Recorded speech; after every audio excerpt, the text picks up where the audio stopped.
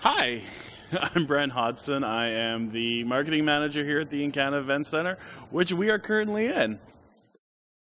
It's one of my favorite places in the piece because it is close to everything in the piece. You know, if you live in Fort St. John, it's close. If you live in Dawson Creek, it's really close.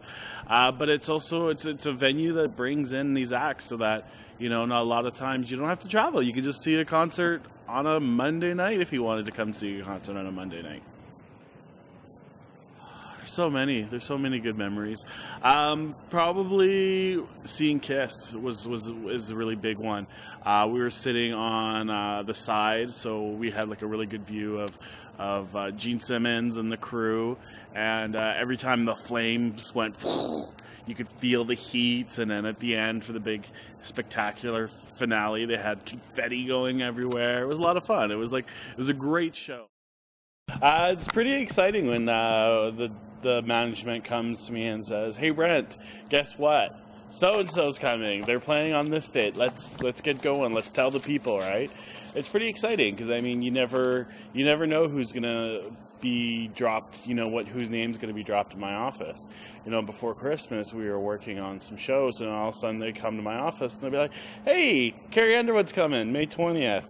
Let's get ready." Right? And I was like, "Okay, cool." So we worked on that, and then it was like, "Hey, Billy Talent's coming March 18th," and I was like, "Oh wow, that's great." And then they're like, "Hey, Volbeat's coming March 27th," and you know it's exciting because you never know what band, what act, you know, or who's going to come to the building. So, you know, when you first get to know, it's pretty exciting, but you also got to keep your lips sealed because you can't be telling your friends.